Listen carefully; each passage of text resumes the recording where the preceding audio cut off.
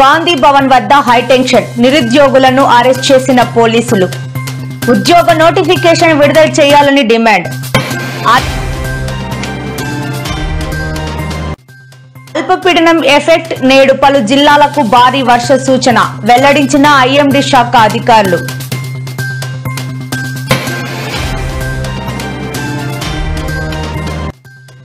Record టైంలో రాజధాని నిర్మాణాలు పూర్తి చేయాలి, అధికారులకు ఆదేశాలు జారీ చేసిన ఏపీ సీఎం చంద్రబాబు.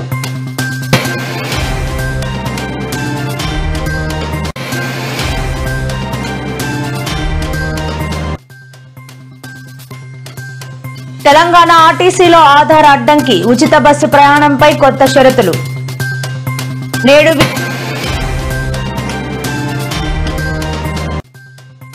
విజయవాడలో ఎలక్షన్ కమిషన్ కార్యాలయం వద్ద వైసీపీ ఆందోళన, ప్రజాస్వామ్యాన్ని కాపాడాలంటూ వైసీపీ నేతల నినాదాలు.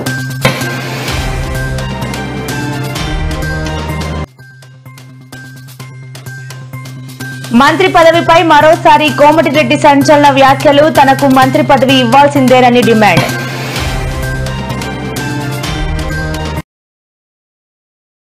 2 లక్షల ఉద్యోగాల సాధనకై మంగళవారం చలో గాంధీ భవన్ కార్యక్రమానికి నిరుద్యోగులు పిలుపునిచ్చారు. దీంతో ఇవాళ గాంధీ భవన్ వద్ద హైటెన్షన్ వాతావరణం ఏర్పడింది. ఉదయం నుంచే భారీగా పోలీసులు మోహరించారు. ఈ నేపథ్యంలోనే గాంధీ భవన్ కి పలువురు నిరుద్యోగులు తరలివచ్చారు. అక్కడే ఉన్న పోలీసులు వెంటనే వారిని అడ్డుకుని అరెస్టులు చేసి స్టేషన్లకు తరలించారు. నోటిఫికేషన్లు విడుదల చేయాలని, గాంధీ భవన్ కు ముట్టడికి రాలేదని వినతి పత్రం అందజేయడానికి వచ్చామని నిరుద్యోగులు చెబుతున్నారు. జాబ్ క్యాలెండర్ ప్రకారం ఉద్యోగ నోటిఫికేషన్ విడుదల చేయాలని ఈ సందర్భంగా నిరుద్యోగులు డిమాండ్ చేశారు. కాంగ్రెస్ వచ్చిన 18-19 నెలలు అవుతుంది. ఎట్లా ఉంది? మార్పు కావాలని నిరుద్యోగులు పదే కోరుకున్నారు. ఎట్లా ఉంది మార్పు? ఏ ఒక్క మంత్రి గాని, ముఖ్యమంత్రి గాని, ఎమ్మెల్యే గాని ఎవ్వరు బయటపడ్డా గానీ కాలర్ పట్టుకుని కొట్టేట్టున్నారు నిరుద్యోగులు ఒక్కొక్కరు. ఎందుకంటే వీళ్ళు సంవత్సరంలోపు 2 లక్షల ఉద్యోగాలు ఇస్తామని చెప్పేసి కూడా నిరుద్యోగులను ఎంత మోసం చేశారంటే అంత మోసం చేశారు వీళ్ళు. ఒక్క నిరుద్యోగి కూడా ఈరోజు ప్రతి ఒక్క నిరుద్యోగి కూడా కాంగ్రెస్ పార్టీ వ్యతిరేకంగా ఉన్నాడు. మీరు బయట పడితే మిమ్మల్ని పట్టుకొని బరాబర్ మీ ఈపులు చింతపడే కొట్టేట్టున్నారు. అంతకు మించి ఉన్నారు. ఇంకా నేను అసభ్య పదాలు వాడకూడదు కాబట్టి వాడట్లే. నేను అంతకంటే వాడచ్చు కానీ ఎందుకంటే మా కడుపు కొద్ది ఎవరు చెప్పాలో మాకు అర్థం కావట్లేదన్న. వీళ్ళు ఇలా పార్టీ గెలుపు కోసం అని చెప్పేసి మేము మా చదువును కూడా పక్కన పెట్టి 3-4 నెలలు ఊర్లలో తిరిగినాం, వాళ్ళలో తిరిగినాం, బస్సు యాత్రలు చేసి వీళ్ళని గెలిపించాం. సరే ఉద్యోగ నోటిఫికేషన్ ఇస్తారని చెప్పేసి ఈ రోజు అధికారులకు వచ్చిన తర్వాత ఆల్రెడీ గతంలో ఉన్నటువంటి ఉద్యోగాలు భర్తీ చేసిన ఉద్యోగాలు మేము ఇచ్చినామని చెప్పేసి రేవంత్ రెడ్డి గారు చెప్పుకుంటా ఉన్నారు. కొన్నిసార్లు ఏమో ఆల్రెడీ 1,00,000 ఉద్యోగాలు ఇస్తారని చెప్పి చెప్తా ఉన్నారు. కొన్నిసార్లు 40,000 ఉద్యోగాలు ఇస్తారని చెప్తా ఉన్నారు. కొన్నిసార్లు 20,000 ఉద్యోగం చెప్తా ఉన్నారు. మీ మంత్రులకు మీకు సఖ్యత లేనప్పుడు మాకెట్లుంటది? అసలు వీళ్ళు మంత్రులు లేకపోతే బర్రెలు కాస్తారో నాకు అర్థం కావట్లేదు. నిజంగా సెక్రటరీ పక్కన బర్రెలపై ఏమన్నా ఉందా? నాకు నిజంగా అట్లా అనిపిస్తా ఉంది. ఎందుకంటే వీళ్ళు బర్రెలు కాస్తారో లేకపోతే వీళ్ళు మంత్రులు ఏం అర్థం కనిపిస్తా ఉన్నది. ఎందుకన్నా వస్తుందంటే ఒక మంత్రి 20,000 ఉద్యోగాలు భర్తీ చేస్తూ ఉంటాడు, ఇంకొక మంత్రి 40,000 ఉద్యోగాలు అంటున్నాడు, ఒక మంత్రి 1,00,000 ఉద్యోగాలు అంటున్నాడు. ఇలా ఏది నమ్మాలన్నా మేము? ఇప్పుడు మీరు పరిపాలన చేస్తున్నప్పుడు అడ్మినిస్ట్రేషన్ ఎంత స్ట్రాంగ్ ఉండాలి, ఎంత మంచిగా ఉండాలి, ఎంత నీట్గా ఉండాలి. మీకు సఖ్యత లేకుండా మాట్లాడుకుంటే మీరు ప్రజలకేం సంతోషం ఇస్తున్నారు? నిరుద్యోగ మీరు ఎట్టి పరిస్థితుల్లో 2 లక్షల ఉద్యోగాలు ఇస్తాను నమ్మకం ఎవరికన్నా ఉందో ఎక్కడన్నా ఉన్నదా? మరి ఏం చేయాలి 2 లక్షల ఉద్యోగాల కోసం? మరి ఏం చేయమంటారు మీరు చెప్పండి అన్న. మీరు లీడరే, ఉద్యమ లీడరే కదా. 2 లక్షల ఉద్యోగాల కోసం మమ్మల్ని ఏం చేయమంటే అది చేస్తాం. మీరే మాట్లాడాలి, మీరే చెప్పాలి. అది వినటానికే నేను ఉన్నది. ఇప్పుడు కాదన్నా, నువ్వు కూడా ఉద్యమకారుడు కదా.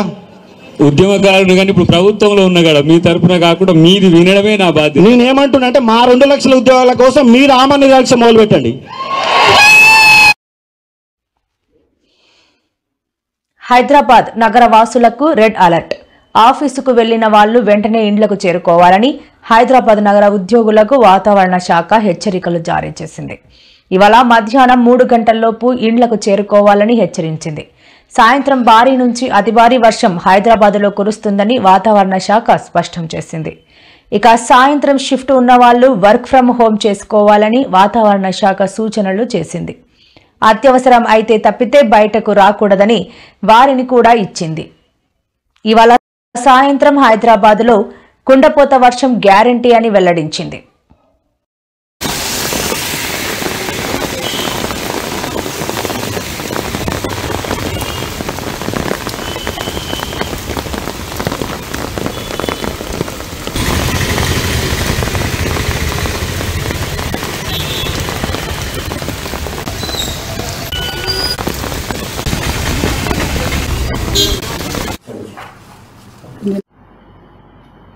ఉపరితల ఆవర్తనం పొంచి ఉన్నది. దీని ప్రభావంతో రాబోయే 24 గంటలు అనగా 13వ తేదీన పశ్చిమ మధ్య బంగాళాఖాతం, దానికి ఆనుకుని ఉన్న వాయువ్య బంగాళాఖాతంలో ఒక అల్పపీడనం ఏర్పడే అవకాశం ఉన్నది. ఈ అల్పపీడనం తదుపరి 2 రోజుల్లో మరింత బలపడి సుస్పష్టంగా మారే అవకాశం కనిపిస్తుంది. దీనితో పాటుగా ఉత్తర అంతర్గత కర్ణాటక మీదుగా 5.8 కిలోమీటర్ల ఎత్తులో ఒక ఉపరితల ఆవర్తనం కొనసాగుతుంది.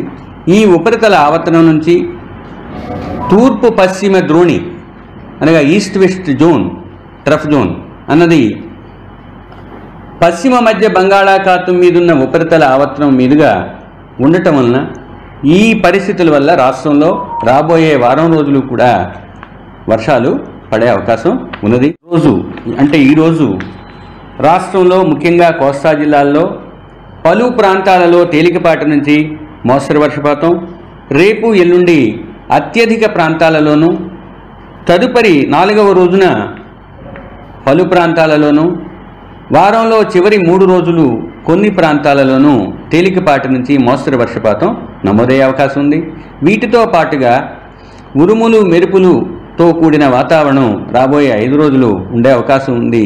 మరియు సుస్థిరమైన బలమైన నైరుతి గాలులు రాబోయే 5 రోజులు 40 నుంచి 50 కిలోమీటర్ల వేగంతో వీచే అవకాశం కనిపిస్తుంది.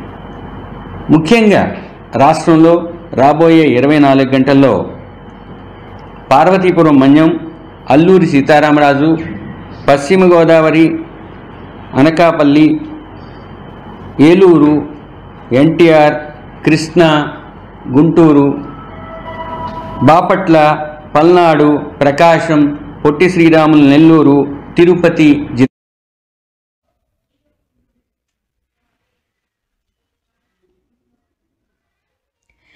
రికార్డ్ టైంలో అమరావతి రాజధాని నిర్మాణ పనులను పూర్తి చేయాలని ముఖ్యమంత్రి చంద్రబాబు నాయుడు ఆదేశించారు. అమరావతి రాజధాని, అమరావతి నిర్మాణ పనుల పురోగతిపై ముఖ్యమంత్రి ఈ రోజు సచివాలయంలో సమీక్షించారు. ఈ సమావేశానికి హాజరైన పురపాలక శాఖ మంత్రి పి నారాయణ, పురపాలక, సిఆర్డీఏ, ఏడీసీ ఉన్నతాధికారులు, సిఆర్డీఏ నిర్మాణ పనులు చేస్తున్న కాంట్రాక్టర్లు హాజరయ్యారు. రాజధాని నిర్మాణం కోసం మొత్తం 81,317 కోట్ల మేర పనుల్ని సిఆర్డీఏ ప్రతిపాదించింది.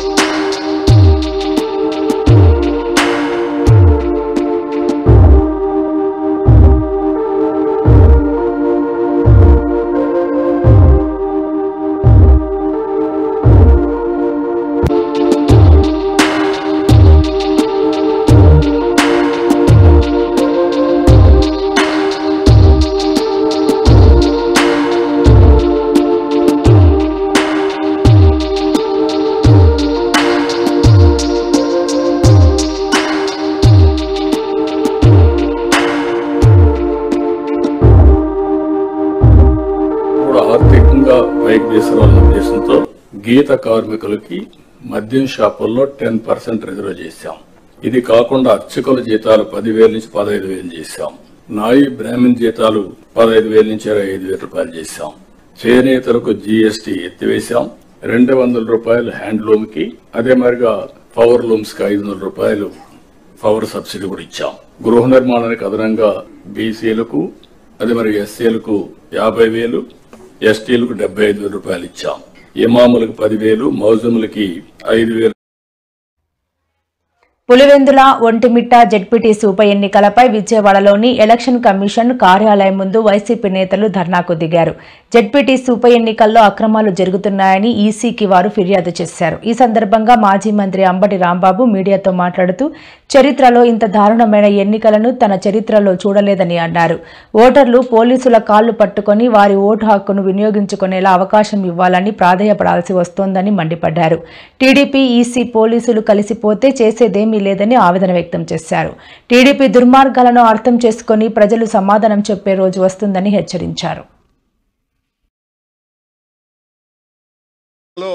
పులివెందుల ఒంటిమిట్ట ఈ 2 జెడ్పీటీసీ ఎన్నికలు పోలింగ్ 7 గంటలకు ప్రారంభమైంది.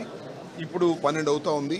పోలింగు ప్రారంభం దగ్గర నుంచి ఒక పెద్ద అరాచకం రాజ్యమేలేటటువంటి పరిస్థితిలో ఇవాళ కనిపిస్తూ ఉంది. వైఎస్ఆర్ కాంగ్రెస్ పార్టీకి సంబంధించినటువంటి ఏజెంట్లు కానీ లేదు ఓటర్లు కానీ ఆ బూతుల్లోకి వెళ్ళకోకుండా ఉండే విధంగా ఒక పద్ధతి ప్రకారం తెలుగుదేశం పార్టీ పోలీసులు కలిసికట్టుగా కుట్ర చేసి ఒక వ్యూహం ప్రకారం ఉదయం నుంచి అమలు చేస్తున్నారు. మా పార్టీకి సంబంధించిన ఏజెంట్లు ఎవరైతే ఉన్నారో ఆ ఏజెంట్లు పోలింగ్ బూతుల్లోకి వెళ్తారు 7 గంటల ముందు. ఎక్కడా కూడా మా ఏజెంట్స్ని అలౌ చేయలేదు.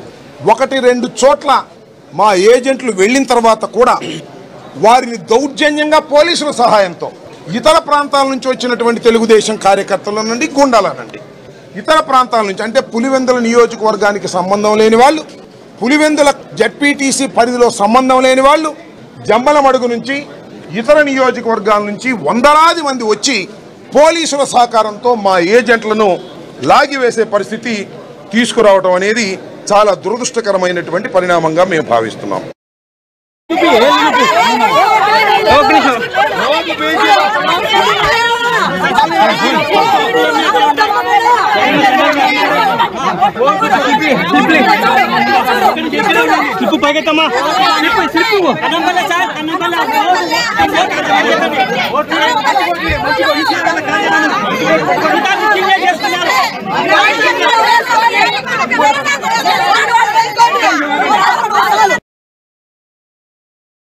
కడప జిల్లాలో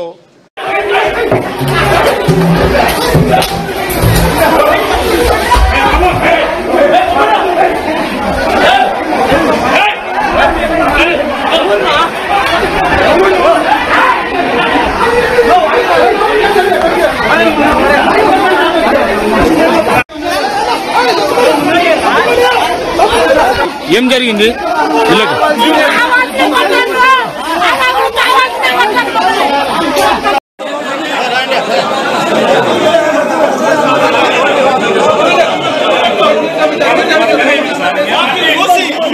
చంద్రబాబు నాయుడు గారి అనుభవం మొత్తం కూడా మరి దీనిలో రంగరించి గెలవాలనుకునేటువంటి ప్రయత్నాన్ని మేమందరం కూడా చూసి నవ్వుకుంటున్న పరిస్థితి. ఈ రోజున 10,600 ఓట్లు ఉన్నటువంటి ఆ స్థానానికి మీరు ఇంత ఎఫెక్ట్ పెట్టి పెట్టాల్సిన అవసరం ఏముంది అంటే, పులివెందుల అంటే జగన్మోహన్ రెడ్డి గారు, మరి అక్కడ జగన్మోహన్ రెడ్డి గారిని ఎలాగైనా బదనాం చేసి గెలవాలి అనేటువంటి మీ కుటిల రాజకీయానికి, ఎందుకంటే మీరు ప్రతిదానికి కూడా 40 సంవత్సరాల ఇండస్ట్రీ అని చెప్పుకుంటారు కదా, ఆ 40 సంవత్సరాల ఇండస్ట్రీ మొత్తం కూడా ఇదేనా అని అడుగుతా ఉన్నాం. ఎందుకంటే పోలీసులను అడ్డం పెట్టుకొని, అధికార వ్యవస్థలను అడ్డం పెట్టుకొని ఈ రోజున ఎలక్షన్ గెలిచినా ఒకటే గెలవపోయినా ఒకటే మా దృష్టిలో. మీ అరాచకాలకి అక్కడ ఉన్నటువంటి ప్రజలందరూ కూడా భయభ్రాంతులకు గురవుతా ఉన్నారు. అలాగే ఎన్నికల కమిషనర్ గారు నిజంగా ఆవిడికి గత 5వ తారీఖు నుంచి కూడా మరి మా నాయకులు అవ్వచ్చు మేము అవ్వచ్చు ప్రతిరోజు కూడా జరిగిన వెంటనే మాకు ఇది అన్యాయం జరుగుతోందమ్మా అని చెప్పినా కూడా ఎక్కడా కూడా రెస్పాండ్ అవ్వట్లా. అంటే ఈ తీరు ఎలా ఉంది అని అంటే, మొత్తం కూడా కూటమి ప్రభుత్వం కనుసన్నల్లోనే ఈ పరిపాలన మొత్తం కూడా జరుగుతూ ఉంది. దీన్ని మేము తీవ్రంగా ఖండిస్తూ ఉన్నాం. ఎందుకంటే ప్రజాస్వామ్యంలో ఓటు వేసుకున్నటువంటి హక్కు ప్రతి ఒక్కరికి ఉంటుంది. ఇవాళ ఆ ఓటు హక్కు అనేటువంటిది మీరు కాలరాసి మీ ఇష్టం వచ్చినట్టు ఓట్లు వేసుకుంటున్నారనంటే మీరు అక్కడ గెలిచినా కూడా ఓడినట్టు లెక్కైనటువంటిది మీరు అర్థం చేసుకోవాలా. ఇన్ని అఘాయిత్యాలు, ఇంతమంది మీద దౌర్జన్యాలు, ఇంతమంది మీద దాడులు చేయాల్సిన అవసరం ఏముంది? అక్కడ జగన్మోహన్ రెడ్డి గారే ఈ పార్టీకే గెలిచారు అనేటువంటిది ప్రజలు అనుకుంటా ఉన్నారు. మీరు మాత్రం జగన్మోహన్ రెడ్డి గారిని ఓడగొట్టలేక ఇలాంటి కుటుంబ రాజకీయాల్ని మేమందరం కూడా తీవ్రంగా ఖండిస్తా ఉన్నాం. ఇది రాబోయే రోజుల్లో అది మళ్ళీ మీకే ఎదురవుతుందని కూడా ఈ సందర్భంగా తెలియజేస్తాను. ఎందుకంటే మీరే ప్రతిదీ కూడా చూపిస్తా ఉన్నారు ప్రజలకి. ప్రజలు ఏమీ సామాన్యులు కాదు. ప్రజలు ఏదైతే కఠినమైన నిర్ణయం రాబోయే రోజుల్లో తీసుకుంటారని. కూటమి ప్రభుత్వం వచ్చిన ఫస్ట్ డే నుంచి మనం చూసుకుంటున్నది ఏంటి అంటే వాళ్ళు చేస్తున్నదల్లా కూడా అక్రమంగా అరెస్టులు చేయడము, ఏ తప్పు ఏ సాక్ష్యాధారాలు ఉండవు ఏముండవు అరెస్టులు చేయడము. నా నుంచి మొదలుకొని మొన్న మిథున్ రెడ్డి దాకా కూడా అన్యాయంగా కట్టుకథ అల్లేస్తారు. ఫస్ట్ అరెస్ట్ చేసేస్తారు, ఆ తర్వాత కట్టుకథ అల్లేసి దానికి సాక్ష్యాలు క్రియేట్ చేయడానికి చూస్తూ ఉంటారు. ఈ రకంగానే మొత్తం కూటమి ప్రభుత్వం సంవత్సరం 14 నెలల పాలన సాగించిన విషయం మనందరికీ తెలిసిందే. ఈరోజు పులివెందులలో ఏదైతే ఎలక్షన్ జరుగుతుందో దాంట్లో కూడా అక్రమంగా అవినాష్ రెడ్డి గారిని ఎటువంటి కారణం లేకుండా కూడా శాంతియుతంగా వాళ్ళు ఎలక్షన్ ప్రచారం చేసుకుని ఎలక్షన్ ప్రచారం కూడా ముగిసిపోయింది. ఈరోజు ఇంకా మిగిలింది ఏంటి అంటే డైరెక్ట్ ఇంకా పోలింగ్ బూత్లకు వెళ్ళి ఓట్లు వేయడం. అలాంటి ఒక కీలకమైన ఘట్టం దగ్గర వాళ్ళని తీసుకెళ్ళి అరెస్ట్ చేయడము, లేకపోతే ఎలక్షన్లో నిలబడిన క్యాండిడేట్ని హౌస్ అరెస్ట్ చేయడం. ఇప్పుడు దాకా అసలు ఎక్కడ చూసామా? క్యాండిడేట్ని హౌస్ అరెస్ట్ చేయడం ఏంటండి బాబు, ఎంత దారుణమా? క్యాండిడేట్ని హౌస్ అరెస్ట్ చేయడము, ఎంపీ అవినాష్ రెడ్డి గారిని అరెస్ట్ చేయడము ఎటువంటి కారణం లేకుండా. ఇదంతా కూడా ప్రజలందరూ కూడా గమనిస్తున్నారు. ఇదంతా దేనికి నిదర్శనం అంటే చంద్రబాబు నాయుడు యొక్క నిరంకుశ పాలనకి ఇదంతా నిదర్శనం. పొద్దుటి నుంచి మనం అందరం చూస్తూనే ఉన్నాం, ఆంధ్ర రాష్ట్ర ప్రజలు కూడా చూస్తున్నారు. ఈరోజు ఎలక్షన్ కమిషన్ దగ్గరికి మా నాయకులు మా పెద్దలందరం కలిసి వచ్చి ఎలక్షన్ కమిషన్కు కూడా తెలియచేయటం జరుగుతుంది. కానీ ఎప్పుడైతే నామినేషన్లు మొదలైన దగ్గర నుంచి మా ఎమ్మెల్సీల మీద మా నాయకుల మీద దాడులు జరుగుతున్నాయి. ప్రతి రోజు వస్తున్నాము ఎలక్షన్ కమిషన్కి మా గోడు వెలబుచ్చుకుంటున్నాం. కానీ ఇంతవరకు ఎక్కడ న్యాయం జరిగిన దాఖలాలే లేవు. మేడం గారికి వెళ్తాము, వెళ్ళి రిప్రజెంటేషన్ ఇస్తాము, అక్కడ ఏం జరుగుతుంది, ఏ అన్యాయం జరుగుతుంది అన్నది క్లుప్తంగా చెప్తున్నాము. కానీ ఆమె వెంటనే అక్కడ ఉన్న స్థానిక కలెక్టర్తో నేను మాట్లాడాను, పక్షపాతాన్ని చూపిస్తున్నారు.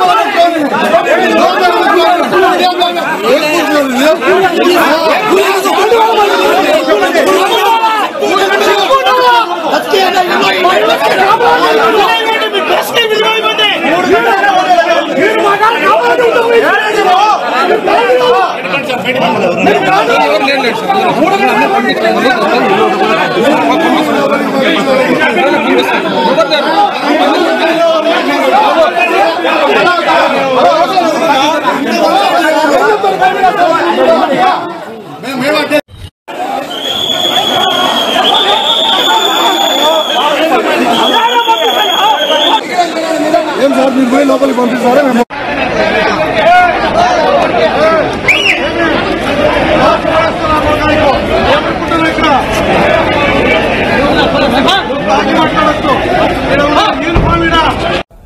వాటర్ స్లిప్ కూడా తీసుకున్నారు, అయినా కూడా ఓటు వేసుకోలేనటువంటి పరిస్థితి. అసలు ఎందుకు ఏం జరిగింది అనేది తెలుసుకుందాం. చెప్పండి, మీరు ఎక్కడి నుంచి వచ్చారు, మీరు ఏం చేస్తాము? హైదరాబాద్ లో జాబ్ చేస్తాము. అదే పనిగా ఓటు కోసం నిన్న బయలుదేరి వచ్చాము. ఓటర్ స్లిప్ ఉంది, మేము ఓటర్ స్లిప్ తీసుకొని ఫస్ట్ 2-3 సార్లు వెళ్ళాము. అసలు ఆ పోలింగ్ బూత్ కు 500 మీటర్ల సరౌండింగ్ లో నుంచే ప్రతి ఒక్కరిని దూరం పంపించేస్తున్నారు. తర్వాత రండి సార్. మీరు అక్కడ వెళ్లేసరికి సీన్ ఎట్లా అనిపించిందండి? ఎందుకంటే మీరు చూసారు, ఓటు అంటే నా స్లిప్ పట్టుకొని వెళ్తే పోలింగ్ లో మేమంటే మేము లొంగిపోయే వాళ్ళం కాదు. మేమేమి ఇప్పుడు మా ఊర్లో ఎన్ని ఓట్లు ఉన్నాయి వాళ్ళ ఫేసులు తెలిసింటాయి కదా, ఒక్కటి కూడా తెలిసిన ఫేస్ లేదు. ఎవరే గాని ఎవరు తెలిసిన వాళ్ళు అయితే లేరు. అంతా కొత్త మొగాలు, కొత్త ఫేసులు, కొత్త వాళ్ళ చేతుల్లోనే స్లిప్పులు ఉన్నాయి. కొంతమందిని భయభ్రాంతులకు గురి చేసి ఇట్లా స్లిప్పులు కూడా తీసేసుకున్నారు. మేమంటే మేము లొంగిపోయే వాళ్ళం కాదు, మేమేమి బెదిరించిన మా స్లిప్ మేము పోయి ఓటు వేసుకుంటాం కదా, అట్లా కొంతమంది బెదిరించి వాళ్ళు తీసేసుకొని వాళ్ళు వేసుకున్నారు. నేను 4-5 సార్లు వెళ్ళిన తర్వాత వాళ్ళు అసలు అయిపోయింది, పోలింగ్ అయిపోయింది, అన్ని ఓట్లు అయిపోయినాయి అని చెప్పారు. నా స్లిప్ మీరు వెళ్ళేసరికి మీ ఊర్లో లేదు, నా స్లిప్ ఉంది, ఎట్లయిపోతుంది ఓటు, నా ఓటు కాదు జనరల్ గా మీ ఊరు వాళ్ళు మీకు తెలుస్తారు. మీరు పోలింగ్ బూత్ దగ్గరికి వెళ్ళారు. వెళ్ళేసరికి అక్కడ కనిపించింది ఎవరు కనిపించారు? అక్కడ ఉన్నటువంటి ఏజెంట్ గాని, ఆ పార్టీ ఏజెంట్ అయినా మీ పార్టీ? ఫైనల్ గా నేను స్లిప్ తీసుకెళ్తే నాకు ఎక్కడ సిరాంగి ఒకవేళ కడిగేసినా కూడా కనిపిస్తుంది కదా, ఎక్కడే కానీ లేదు, ఓటు అయితే అయిపోయింది అంటున్నారు. నా ఓటు ఎవరు వేసినారు?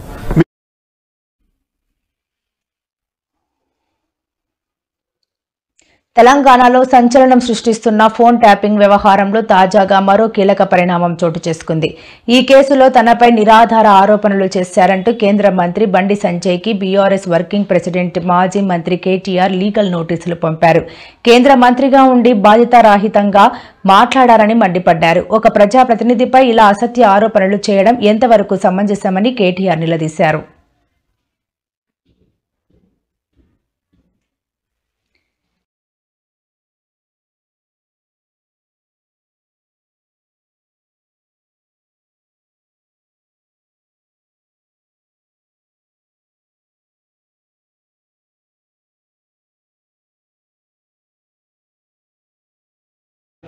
ఇష్టం వచ్చినట్టు మాట్లాడుతున్నాడు మా కేటీఆర్ గారి మీద.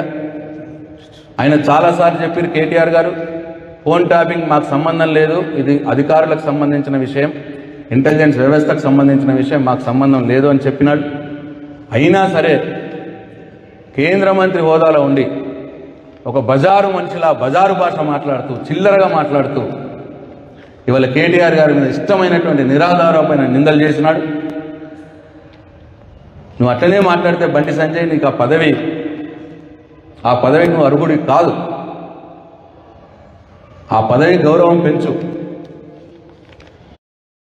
బీసీ రిజర్వేషన్ల సాధన కోసం త్వరలోనే కార్యాచరణ ప్రకటిస్తామని బీఆర్ఎస్ ఎమ్మెల్సీ కల్వకుంట్ల కవిత వెల్లడించారు. బంజారాహిల్స్లోని తెలంగాణ జాగృతి కార్యాలయంలో తెలంగాణ జాగృతి యూపీఎఫ్ నాయకులు ఇతర బీసీ నాయకులతో ఎమ్మెల్సీ కవిత సమావేశం నిర్వహించారు. ఈ సందర్భంగా మాట్లాడుతూ Congress party Kamareddy BC declaration అమలు చేయకుండా బీసీలను వంచాలని చూస్తున్నదని ఆరోపించారు.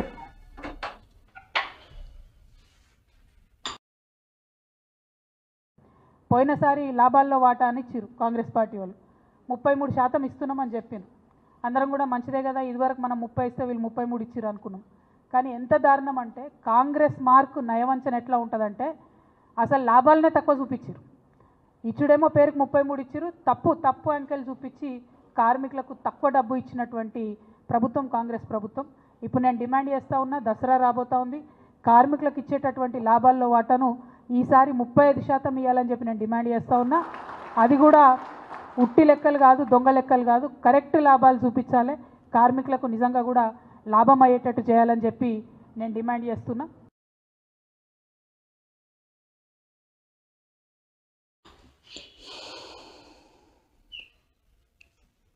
మునుగోడు ఎమ్మెల్యే కోమటిరెడ్డి రాజగోపాల్ రెడ్డి మరోసారి సంచలన వ్యాఖ్యలు చేశారు. మంత్రి పదవి ఇస్తానని నాకు పార్టీ మాటిచ్చిందని మంత్రి పదవి ఇవ్వడానికి సమీకరణాలు కుదరటం లేదని అంటున్నారు. సమీకరణలు ఎందుకు కుదరటం లేదు? నాకు మంత్రి పదవి రాకుండా ఎవరు అడ్డుకుంటున్నారు అని ప్రశ్నించారు. నన్ను పార్టీలోకి తీసుకున్నప్పుడు తెలియదా మేము ఇద్దరం అన్నదమ్ములం ఉన్నామని రాజగోపాల్ రెడ్డి ఘాటు వ్యాఖ్యలు చేశారు. పార్లమెంటు ఎన్నికల సమయంలో రెండవసారి ప్రామిస్ చేసినప్పుడు తెలియదా మేమిద్దరం అన్నదమ్ములం ఉన్నామని నిలదీశారు. సమీకరణాలు కుదరలేదని అంటున్నారు. ఎందుకు కుదురుతారో సమీకరణం? మనసుంటే మార్గం ఉంటుంది, ఎవరు కుదరలేదు రాకుండా ఎందుకు కుదురుతారో సమీకరణలు? నీకు నన్ను పార్టీలో తీసుకున్నప్పుడు కదా మీ ఇద్దరు అడగం ఉన్నాను కదా, తెలుసుగా. మన పార్లమెంట్ ఎన్నికలప్పుడు రెండోసారి ప్రామిస్ చేసి మాటిచ్చినప్పుడు కదా మీ ఇద్దరు అడగన్నాయి. అంటే అది ఎట్లుందంటే ఒడ్డు దాటినాక ఓడమల్లయా, పొడు దాటినాక బోడమల్లయా అన్నట్టుంది. ఇప్పుడు సమీకరణం కుదురుతలేమని మన బట్టి విక్రమార్క గారు అంటుంది. ఏం కుదురుతలేవు? 9 మంది ఎమ్మెల్యేలు ఉన్న ఖమ్మం జిల్లాలో 3 మంత్రులు ఉన్నారు. ఎంతమంది ఉన్నారు? 11 మంది ఎమ్మెల్యేలు ఉన్నా నల్గొండకు 3 ఉన్నారు. తప్ప మహబూబ్ గారికి ముఖ్యమంత్రి ఇచ్చాం కదా మనం. రేవంత్ రెడ్డికి ముఖ్యమంత్రి ఇచ్చినప్పుడు ఇద్దరన్న మీద తప్పేంది? ఇదే నమ్మడం కావాలని తక్కువ ఇద్దరికిద్దరే గతంలోనే ఇద్దరం. నేనేమంటున్నా, పదవి ఎవరికి ఎప్పుడు ఇవ్వాలని కాంగ్రెస్ పార్టీ అధిష్టానం నిర్ణయం తీసుకుంటుంది. ఆలస్యమైనా సరే నేను ఓపిక పడుతున్నా. పదవుల కోసం పాపలాడే వ్యక్తిని కాను. మీరు ఇస్తానని హామీ ఇచ్చిండ్రు, ఇస్తారా ఇవ్వరా అది మీ ఇష్టం. అవకాశం వస్తే ఎప్పుడన్నా నేను కూడా సీనియర్ని కాబట్టి, తెలంగాణ ఉద్యమంలో ఉన్నా కాబట్టి, నాకంటే జూనియర్లకు నిన్న మంది వచ్చిన ఇతర పార్టీ వాళ్ళందరికి ఇచ్చారు కాబట్టి, మీరు ఇచ్చిన మాట నిలబెట్టుకుంటే, మీరు ఎంపీ గెలిపించమంటే గెలిపించినాం, పార్టీలకు రమ్మంటే మేము నమ్ముకొని వచ్చినాం. ఇస్తారా ఇయ్యరా అది మీ ఇష్టం. కానీ నేను మాత్రం పదవుల కోసం ఎవరింటికి పోయి కాలు మొక్కి మనసు చంపుకొని దిగజారడం మాత్రం జరగదు. పని బతుకున్నా. తెలంగాణ ప్రభుత్వం మహిళల కోసం ప్రవేశపెట్టిన మహాలక్ష్మి పథకం ద్వారా ఆర్టీసీ బస్సుల్లో ఉచిత ప్రయాణం పొందాలంటే ఆధార్ కార్డు తప్పనిసరిగా అప్డేట్ చేసి ఉండాలని కండక్టర్లు గట్టిగా చెబుతున్నారు. ముఖ్యంగా ఆధార్ కార్డులో తెలంగాణ రాష్ట్ర చిరునామా ఉండాలని, ఆంధ్రప్రదేశ్ లేదా ఇతర రాష్ట్రాల చిరునామా ఉంటే ఉచిత ప్రయాణం నిరాకరిస్తున్నారు. ఈ కొత్త నిబంధన మహిళల్లో గందరగోళం సృష్టిస్తోంది.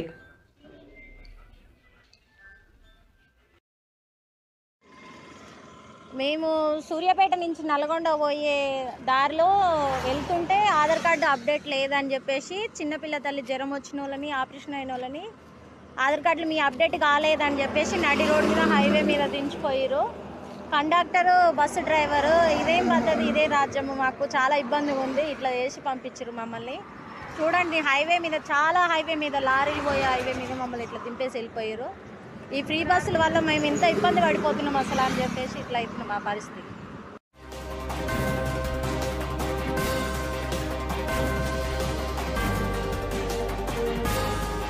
ఆంధ్రప్రదేశ్ రాష్ట్ర ప్రభుత్వ ఆశా వర్కర్ల సంక్షేమం కోసం 3 ముఖ్యమైన నిర్ణయాలు తీసుకుంది. ఇందుకు సంబంధించిన ఉత్తర్వులను కూడా ఈ రోజు ప్రభుత్వం జారీ చేసింది. తాజాగా జారీ అయిన ఉత్తర్వుల్లో మొదటి 2 ప్రసవాల కోసం 80 రోజులు 6 నెలలు పూర్తి జీతంతో ప్రసూతి సెలవులు ఇవ్వనున్నారు. 2 ఆశా వర్కర్గా పనిచేయడానికి గరిష్ట వయస్సు 62 సంవత్సరాలుగా నిర్ణయించారు.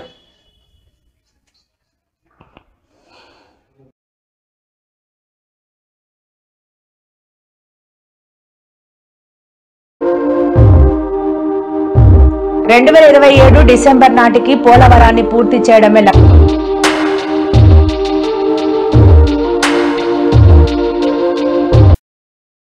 లక్ష్యమన్నారు మంత్రి నిమ్మల రామానాయుడు.